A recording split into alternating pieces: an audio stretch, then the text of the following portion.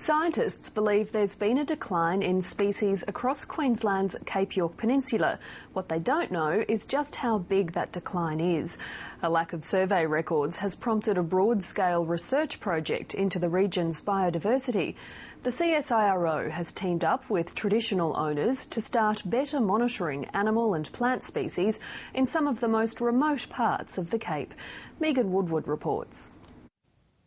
When a small band of CSIRO researchers started surveying pastoral areas of the Cape, they had little idea of the close bond they would form with traditional owners. After many yarns with the locals, scientists learned of a significant lack of data on animal and plant numbers across the region and started doing flora and fauna surveys, mainly on the west coast of the peninsula. When you look at species distribution maps for Cape York Peninsula, it's usually a big question mark sitting on that part of the world.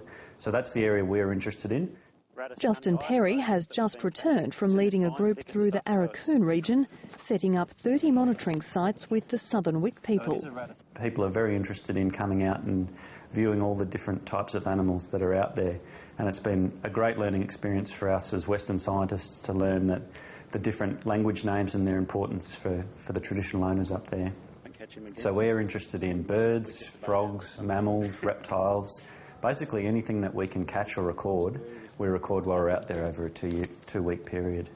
And that includes setting up traps, doing manual observations, including bird surveys, digging lots of holes in the ground to catch as many reptiles as we can. The longer-term aim is for traditional owner groups to take full responsibility for the data collection.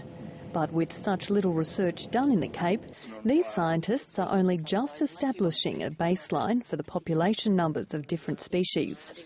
Anecdotal evidence teamed with explorers' records hundreds of years old have been able to shed some light though. There are some species such as brown tree creepers, golden-shouldered parrots, koalas, that have been on the Cape before and not there now. So there's some clear declines. What caused those declines is what we're trying to work out at the moment.